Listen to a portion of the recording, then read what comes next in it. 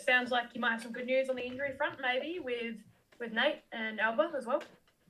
Yep, they're definitely in the squad this week, so they've come back pretty well. So now it's just a matter of getting some minutes into them over the next weeks till they get some match fitness. Does it feel like you're getting the cavalry back at a good time? Like, obviously, this juggle is so demanding between ACL and the A-League to get some of these bodies starting to, get some minutes before you head into the period where there is an ACL for a bit as well. Yeah, look, it's obviously going to be beneficial when we have, 23, 24 players, so we're able to do some rotations, especially in the next period coming in January. It's pretty hectic. So yeah, we're on the right track. Unfortunately, you know that Andy's out this week with concussion. So and Sammy's been struggling with a thickened Achilles this week, so he's not going to be around tomorrow.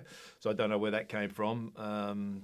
He was absolutely fine, and then after the game it's started to swell up, so definitely won't be around for tomorrow's game. With I guess Sammy and Andy, Aurelio, will they make the trip to Seoul anyway? Because obviously you head straight off to South Korea after the Jets game. Yeah, Andy won't, because we have to respect the process, the protocol, which is it's an 8-day protocol, but with flying, we're not 100% sure that that's the right thing to do. So we're going to, the doctor's made assessment and recommended to not fly him either, just to give him a little bit longer. He's feeling much better on a daily basis, but we have to respect the process and the protocol. So Andy won't travel to Korea. And Sammy, we're just waiting for him to see how he is after today's training session, whether he travels as well. And with Alba and Nate, I guess, considering that they're both coming back from soft tissue injuries, the hamstring injuries, is it a case of the Jets or Seoul, one or the other, or can they actually play both?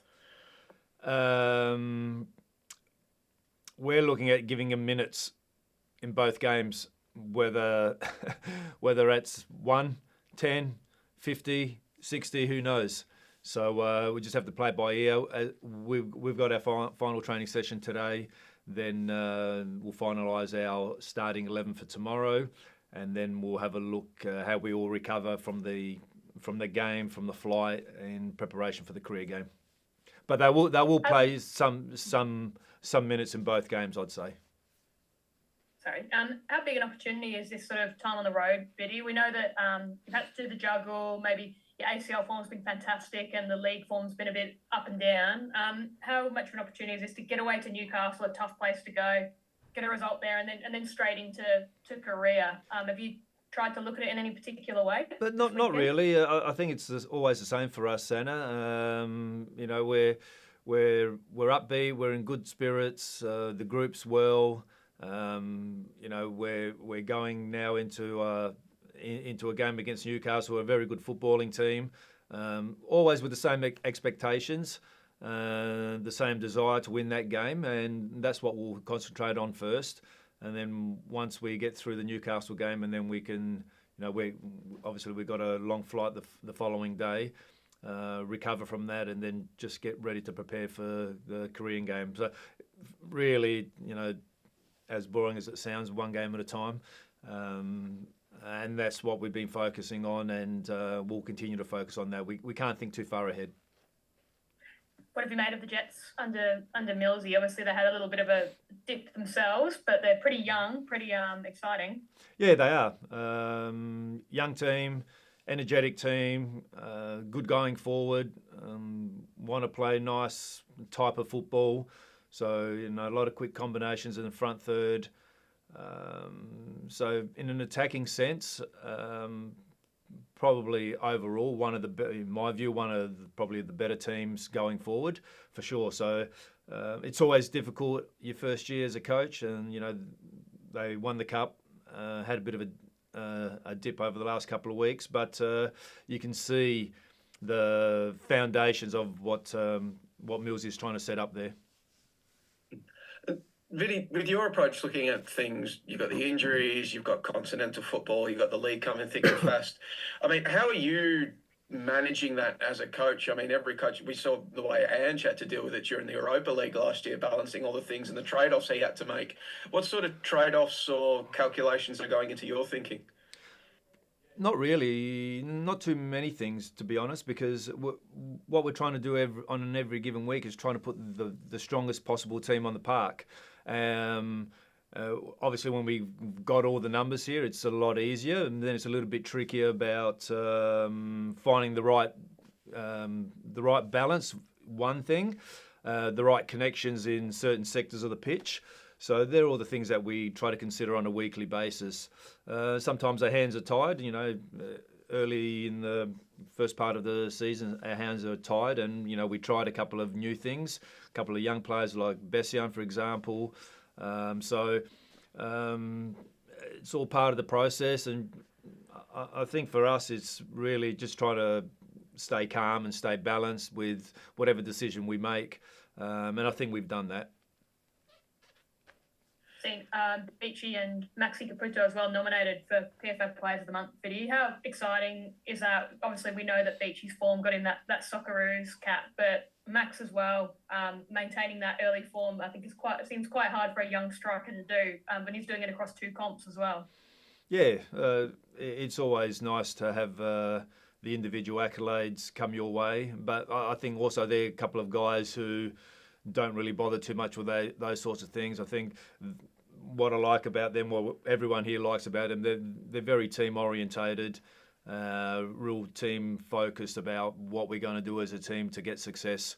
Because ultimately, if you're doing your job to a reasonable level and everyone in the team is doing their job at a reasonable level, then the whole group gets success. And I think that was the cornerstone of us last season as well. Everyone pitching in and making a nice contribution, and these guys, there's many of those guys in our squad that have contributed well. Andreas has been in good form. Kai's been in excellent form. Aziz, usual guys. We haven't seen Elba enough yet. Nate's had a bit of a hiccup, so they're guys also, and we can put Sammy Soprane into that category as well. They're all guys that will help make the team take definitely another step in terms of our performances for sure. So we can't wait till they're all back in. Can't wait till they start to get more minutes and get a little bit more rhythm. And they'll all get minutes at some stage, because as you said, the January period is absolutely crazy. On the 3rd, the 6th, the 11th, the 16th. So a lot of games, and we just got to be mentally resilient through that period. It's all part of it. You want success, you get it, and with that success comes the opportunity to play continental football. So you have to deal with both competitions. Oh, look, to be honest, I think we're dealing with it very, very well at this stage, considering what we've been through. So we're doing well on both fronts, and we just need to hang in there.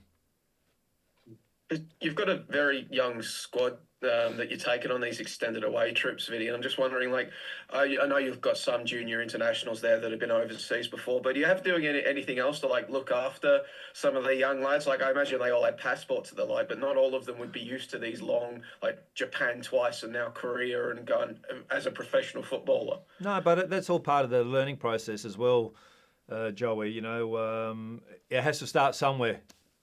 Let's take Beckham Baker, for example. I think I mentioned the other week that as much as we would have loved to, start giving him time in the A-League, a start of 10, 15 minutes here or there, a start or whatever, we've launched him into something incredibly harder, which was, debut in the Asian Champions League. So they got to learn quickly. Sometimes it's hard lessons, but I think ultimately all these experiences are only going to make them better long term. and as Australians, especially in our code, that we're always travelling. So travel for us is just normal. Vinny, will you be up before the crack of dawn to watch the Socceroos draw? No. You're like Aziz, you'll be waking up to it? Yeah, probably waking up to it. So that's an exciting night for them coming up. So hopefully it's a reasonable, favourable draw. That'll be nice. But just on the subject of Socceroos, is there any update on Lex's recovery? How's he coming along? Slowly.